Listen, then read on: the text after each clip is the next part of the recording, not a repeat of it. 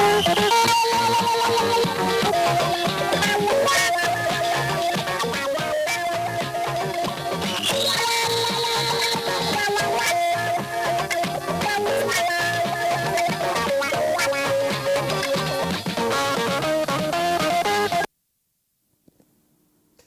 very good evening and welcome to Newsline, your Sunday evening destination for heartwarming stories and insightful reports. I'm Claire Adelabu Abdul Razak, although you can call me Chiko Dinaka, as we are all in the safe and guiding hands of God.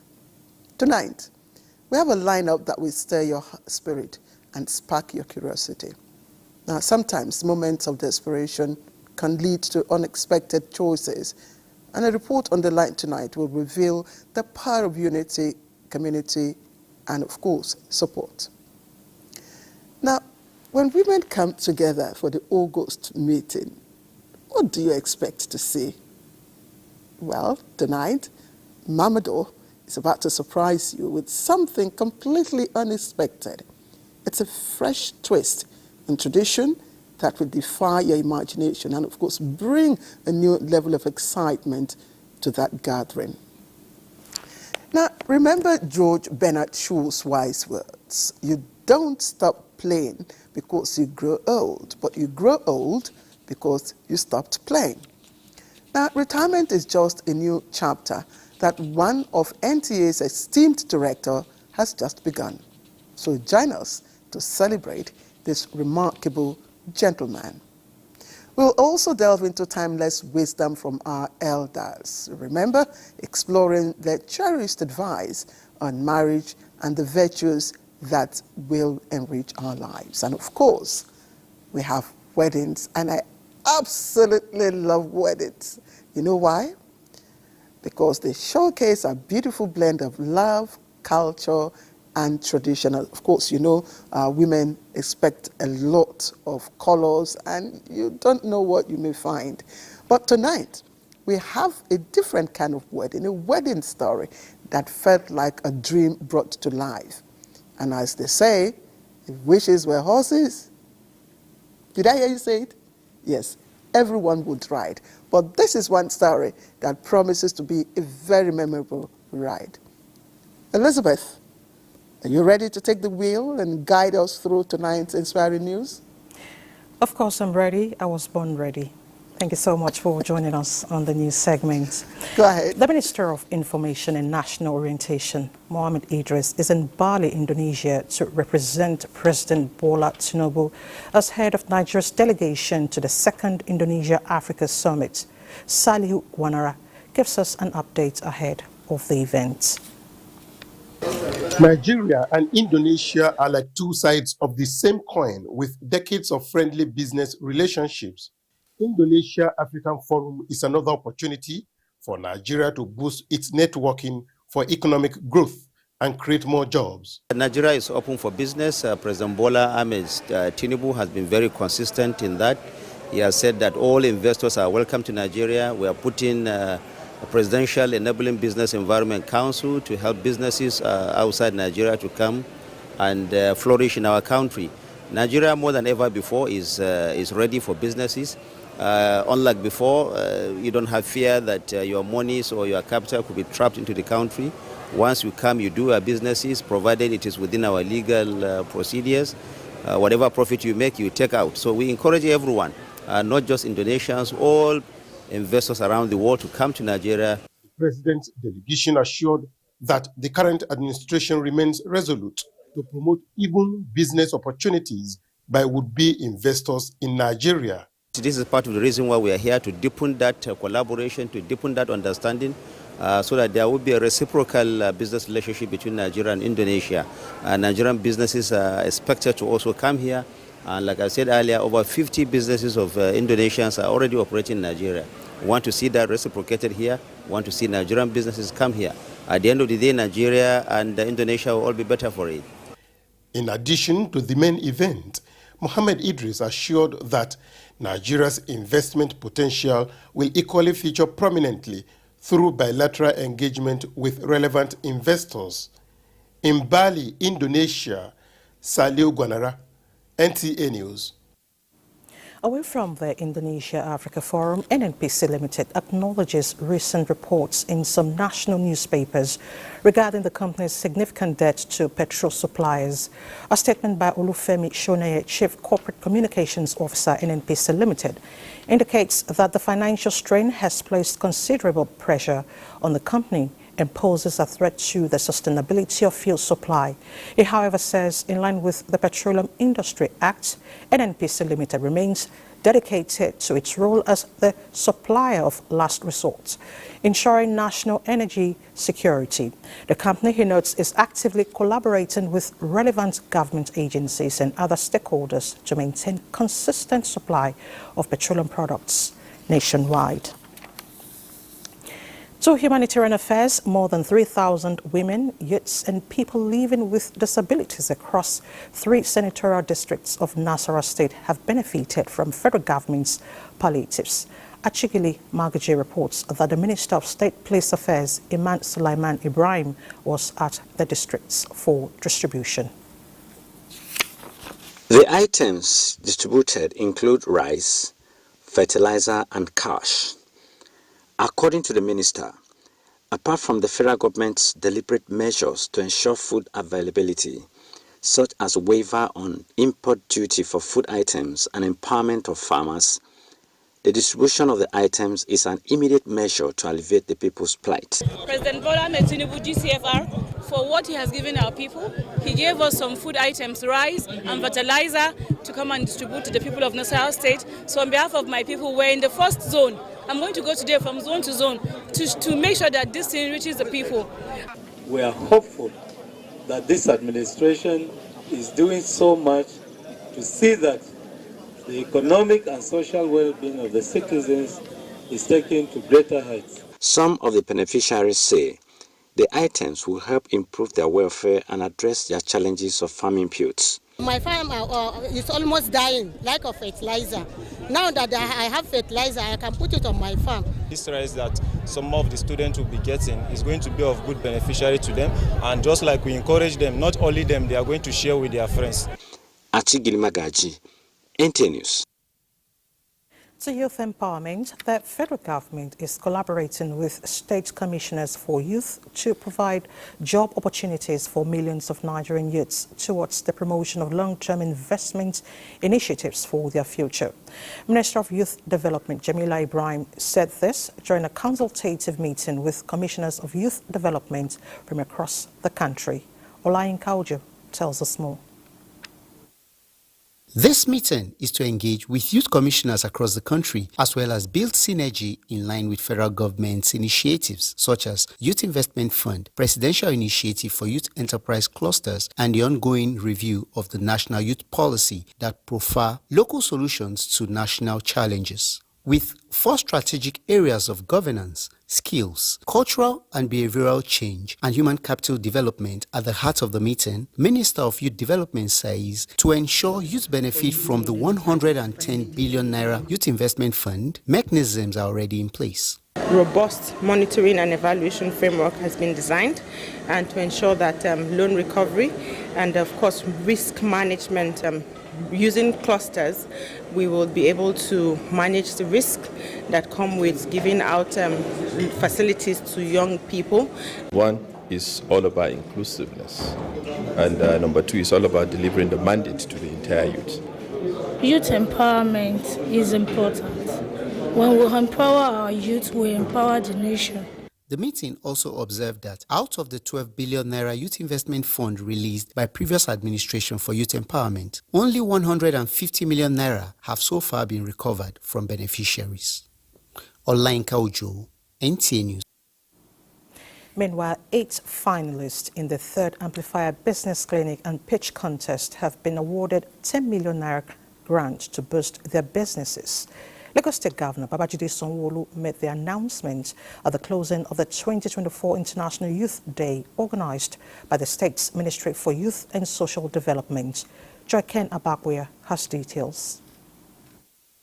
A major feature of the 2024 International Youth Day celebration in Lagos is the Amplifier Business Clinic and Pitch Contest, designed to equip 100 entrepreneurs with tools knowledge and resources needed to transform their entrepreneurial ideas into successful, sustainable enterprises.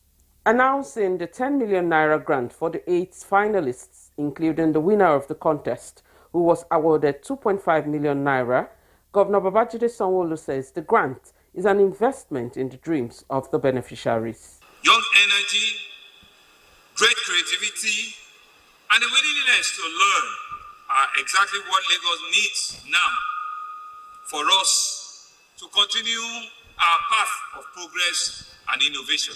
For the Lagos State Commissioner for Youth and Social Development, Mobolaji Ogulende, the event culminated in the inauguration of the Technical Working Group on Youth Engagement, consisting of individuals from diverse technical expertise within the public and private sectors. The week-long 2024 International Day of Youth was tagged From Clicks to Progress, Youth Digital Pathways for Sustainable Development. In Lagos, Joy Ken Abapuya, NTA News. To food security, member representing Afikpo Eda Federal Constituency of Ebonyi State, Igariwe Iduma Enwo, has ushered in the Okudo Ikeji New Yam Festival with a call for communities to harmonize cultural practices and modern technology to boost food production in Nigeria. This was at the 4th annual lecture series on improving food systems at his constituency. The arrival of the family of the federal lawmaker representing Afikpo Eda constituency at the hallowed chambers, Chief Idume Gariwe and wife, Chief Florence Gariwe, heralded activities of the Ikeji Festival as various age grades displayed the rich cultural diversity of Ehugbo people. The 2024 Okudo Ikeji annual lecture with the theme, The Ikeji Festival in Afikpo Eda, Food, Culture, Lifestyle and Health, was apt as a platform for sciencing academic discussions with the realities of culture to create an opportunity for re-examining and revigorating the people's culture. Chief Idume Gariwe explained that reviving culture does not mean total neglect of modernism, but a blend of both. Reinforce the significance, that core value of our tradition, which has passed through the crucible of Western civilization. Western civilization is good, but it is good to the extent that it does not extinguish, it doesn't extinguish our culture and our values and our ethos. Normally you have a number of days set out to celebrate the yam in Afikpo particularly. The unveiling of the book Contending Issues in Nigerian's Democracy and Development in honor of Chief Idume Gariwe, as well as the distribution of fertilizers, rice seedlings and herbicides, including yams, to his constituents, climaxed the event. From Afikpo, Uchechku Onwe, NTA News. Meanwhile, the federal government has formalized a partnership with the African Fertilizer and Agribusiness Agreement with a view to improving food production in the country. Musa Babali reports that the initiative was signed under the supervision of the Office of the Vice President and the Federal Ministry of Agriculture and Food Security. Agricultural Input Resilience Program is designed to identify and address critical challenges of availability, affordability, and quality of essential farm inputs across Nigeria. The program will be implemented under the supervision of the Office of the Vice President and the Federal Ministry of Agriculture and Food Security. Our collective aim is to achieve domestic food security, enhance export growth, and create sustainable job opportunities. The signing of this Memorandum of Understanding marked another milestone, symbolizing the collective efforts to strengthen Nigeria's agricultural sector.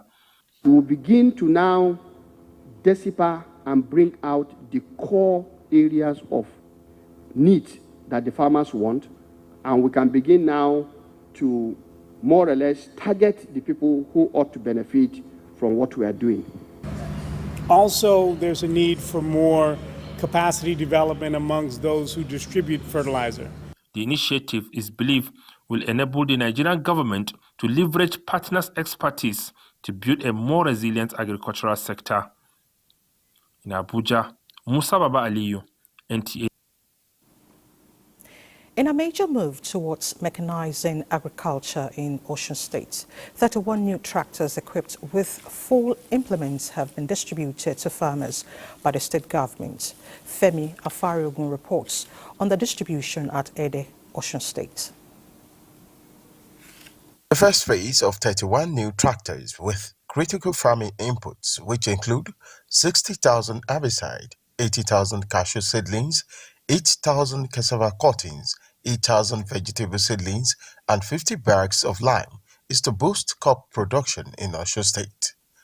These investments are part of a larger vision of Governor Ademola Adeleke to empower Osun youths and ensure that agriculture remains a viable and sustainable industry in the state.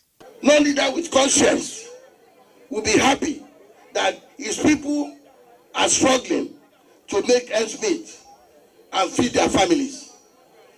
We have set our target at this vital sector, and we are ready to make the required investment in this regard. For farmers, the move is a positive one after waiting for years for such initiative. The past 12 years, the challenge for us is that we don't see any tracing of farm input. There is a further commitment in the coming days of 8 billion naira for the acquisition of additional tractors and farm clearing equipment, along with another 2 billion naira for farm input support by the state government. From Aisu in Osun State, Femi Afariogun, NTA News. To other news, the Federal Ministry of Women Affairs and the Corporate Affairs Commission under the Ministry of Industry, Trade and Investment are consolidating a women empowerment program through subsidized registration. The partnership was reached during a meeting of the two organizations in Abuja. Ngozi Teknikio reports. Partnership Minister of Women Affairs Uju Kennedy Ohanenye explains is expected to facilitate the registration of the point-of-sale businesses for women under the 37,000 POS Empowerment Initiative of the ministry. We had delays because of the CAC certificate. There was a new policy that said before you can operate POS, you must register with CAC.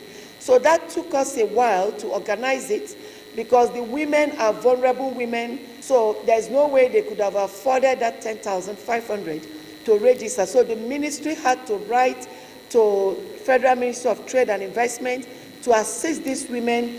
We are willing to take this across the nation. We're looking forward to next week, hopefully if we can really work with the Corporate Affairs Commission, roll this out. The ministry is seeking for concession to enable us achieve their registration.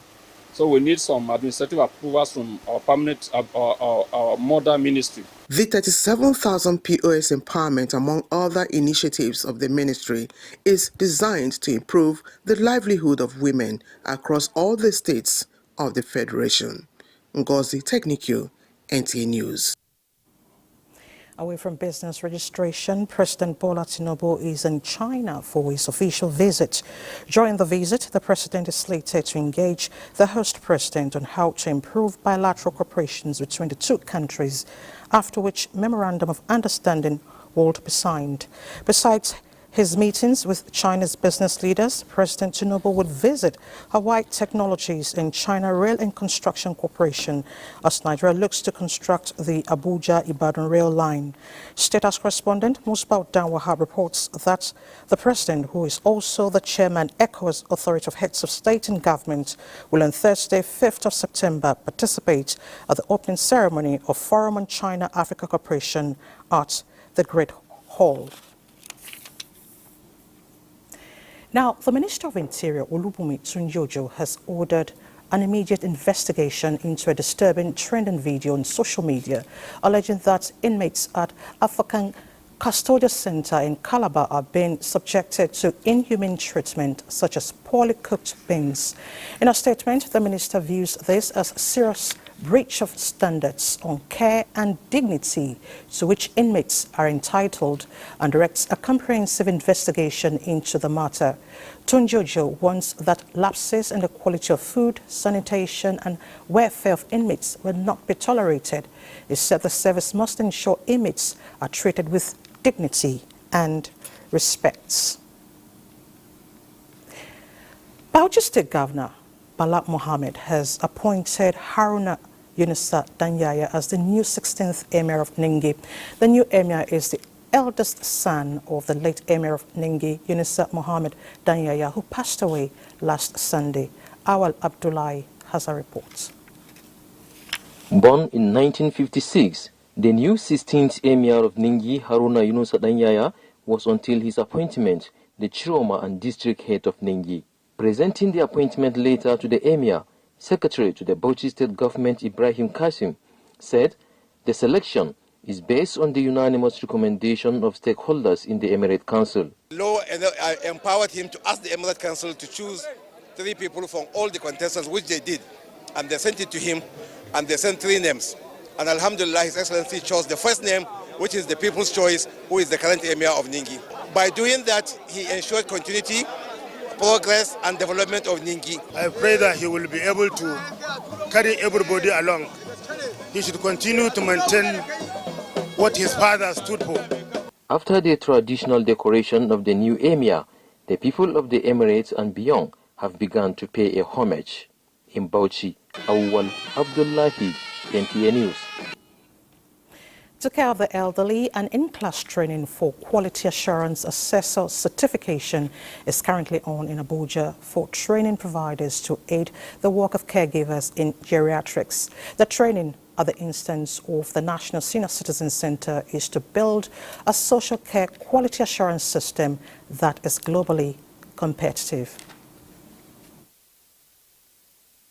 This qualification that you have enlisted yourself to receive is one of the cardinal indicators that any institution is serious for accreditation.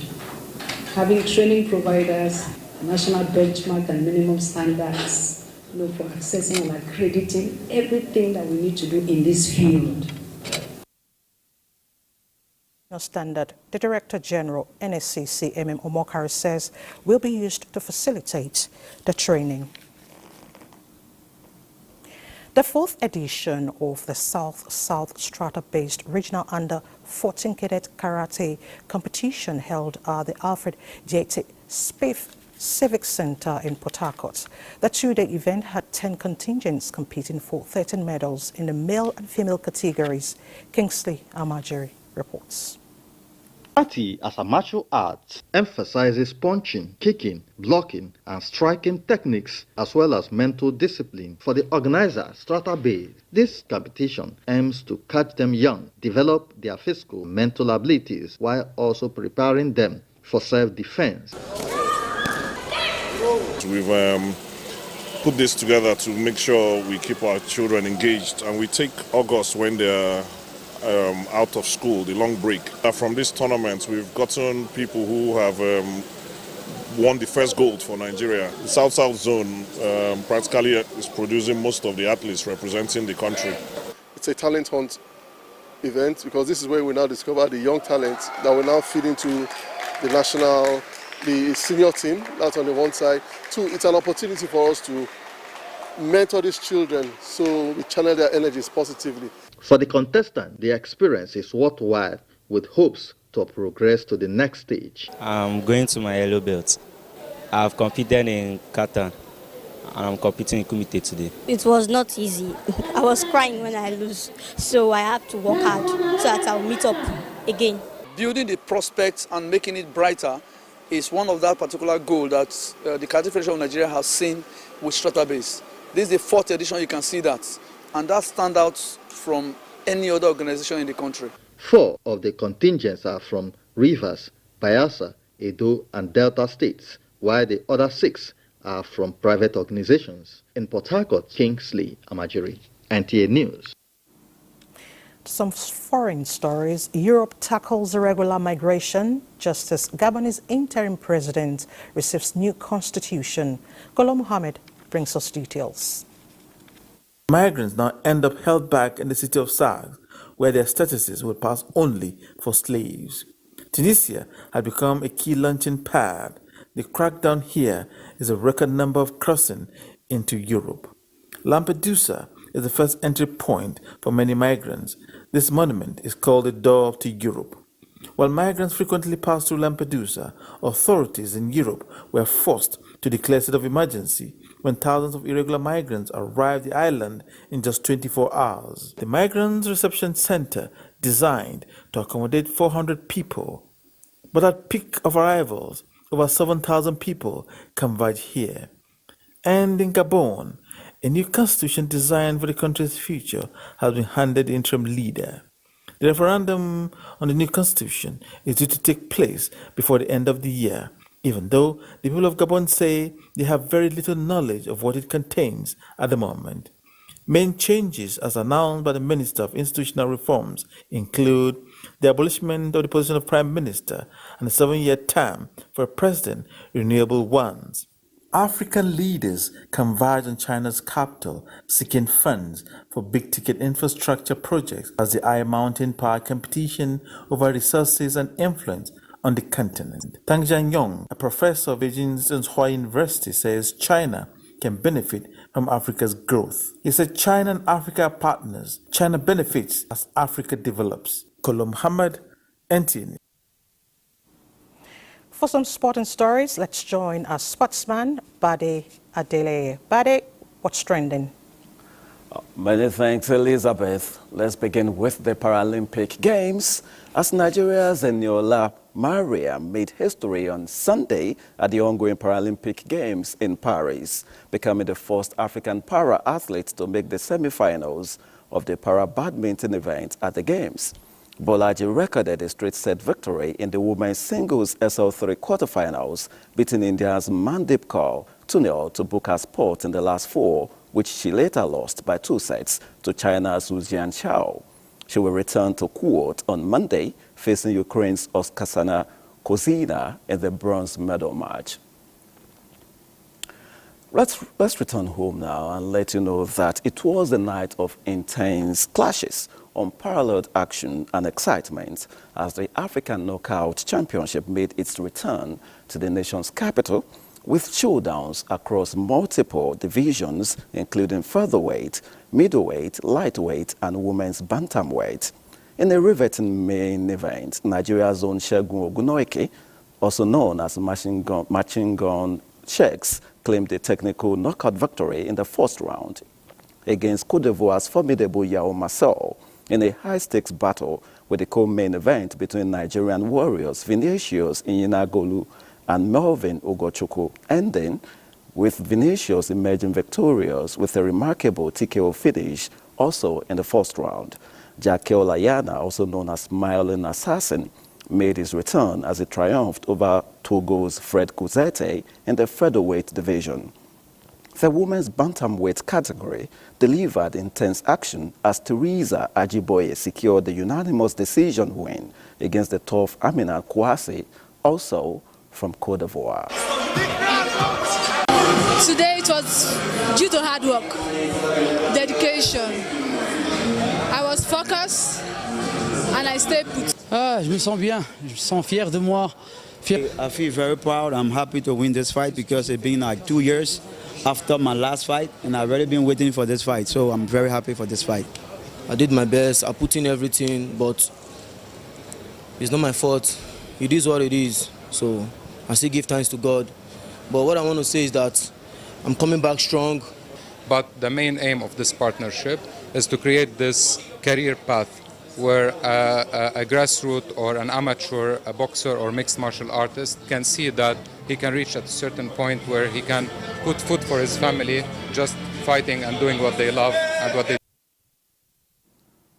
All right, away from the octagon now and straight to the greens, where Nigeria made history on Saturday by hosting Africa's first ever indoor golf championship.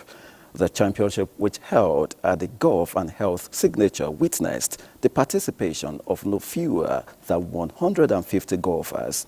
Becky Danladi of TYB International Golf Resort and Country Club, Abuja, emerged the overall winner of the championship after she returned a total gross of 43. It is coming up. And I can tell you that it's the way other countries have developed golf to where they are today. They started well, they started early. Because of this course now, in a few years, you can get the best young Nigerians going on the circuit. Because if you don't start early and very well with a course like this, you can never get it right. A bit of football now. Let's let you know that Luis Diaz scored twice while Mohamed Salah got another goal as Liverpool handed dismantled and disjointed Manchester United side a 3-0 defeat at Old Trafford on Sunday. The win maintains Liverpool's perfect start to the season and heaps pressure on Erik ten Hag, whose team have lost back-to-back games. In other results, Ebereze's superb second-half strike for Crystal Palace gave the Eagles a 1-0 draw at Stamford Bridge against Chelsea, while Alexander Isak was the hero for Newcastle United at St James's Park after a 70th minute strike gave the Magpies a 2-1 win over Tottenham. All right, we're done, but let's inform you that Nigeria's Falconets will begin their campaign at the Under-20 Women's World Cup tonight. That'll be 12 midnight. We're done with sports. It's back to Elizabeth.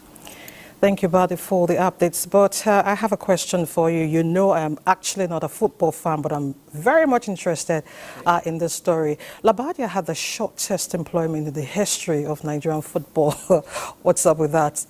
All right, just like you said you're not much of a football person. So in the world of sports, there's something about agreement in principle. So he never became the head coach of Nigeria. An agreement was in place, and when they continued discussions, they felt they couldn't continue, and that makes it clear. So he was never signed as the coach. It wasn't announced, and it wasn't unveiled.